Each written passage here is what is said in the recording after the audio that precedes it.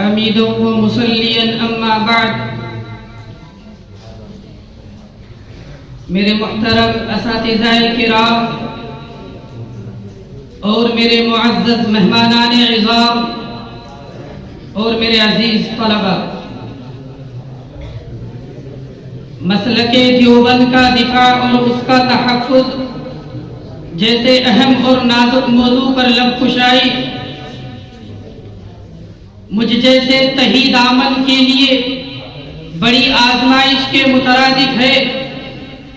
تاہم ملت اسلامیہ میں روز بروز جنم لینے والے فتنوں، حق و باطل کے درمیان امتیاز ختم کر دینے کی پہم کوششوں اور سازشوں، احقاق حق اور ابطال باطل کے حوالے سے بڑھتے ہوئے تملق آمیز رویے اور مداہنت پسند جذبے کے درمیان اگر مجھے اس موضوع پر شمع خراشی کا حکم ہوا ہے تو اس پر لبیک کہنا نہ صرف غیرت ایمانی و حمیت اسلامی کا تقاضا ہے، بلکہ مسلک دیوبند کے امین و پاسبان، اس کے سب سے بڑے ترجمان دارالعلوم دیوبند کا ایک ادنا طالب علم ہونے کی حیثیت سے میرا یہ فریضہ بھی ہے.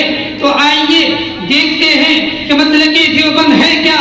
مسلک دیوبند ان ھذا صراطی مستقیما فاتبعوہ کا عکس جمیل ہے. مسلک دیوبند وکذالک جعلناکم امۃ وسطا کا بہترین نمونہ ہے. مسلک دیوبند ما انا علیہ واصحابی کا حقیقی پرتو ہے.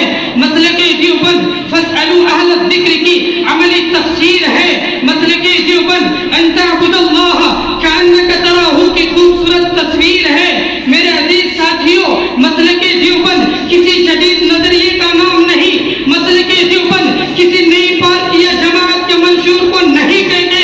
مسلک دیوبند ذہن انسانی کی صلاحیتوں کی پیداوار کسی آئیڈیالوجی سے عبارت نہیں. مسلک دیوبند بلکہ اکابر دیوبند کے ذریعے دین کی کسی نئی تعبیر و تشریح کا نام بھی ہرگز نہیں، بلکہ مجھے کہنے دیجیے کہ مسلک دیوبند بعینہ ہی وہی مسلک و منہج اور دین کی اسی تعبیر و تشریح کا نام ہے جو تاریخ کے ہر دور میں اہل سنت والجماعت کا مسلک و منہج رہا ہے. میرے عزیز ساتھیوں، یہ وہ مسلک ہے جو صحابہ کرام کا مسلک تھا، جو تابعین کا مسلک تھا، جو فقہاء و مجتہدین کا مسلک تھا، جو صوفیاء اعظام اور بزرگان دین کا مسلک تھا، جو معین الدین چشتی، نظام الدین اولیاء، خواجہ بختیار کاکی اور مجدد الفسانی اور مسند الہند شاہ ولی اللہ محدث دہلوی کا مسلک تھا. ہاں ہاں، یہ وہی مسلک ہے جو شاہ اسماعیل شہید اور سید احمد شہید کا مسلک تھا.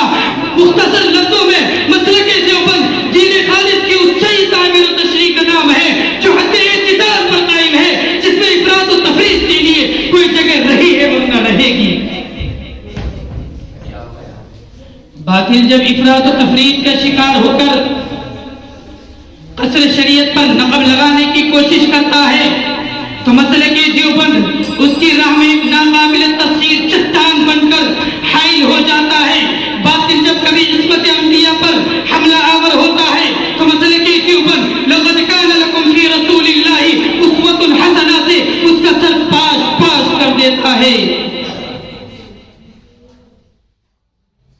میں اپنی تقریر کو انہی چند باتوں پر ختم کرتا ہوں. دعا کرے اللہ تبارک و تعالی ہم سب کو مسلک دیوبند کی تحفظ کی توفیق عطا فرمائے. آمین. وآخر دعوانا ان الحمد للہ رب العالمین. محمد صادق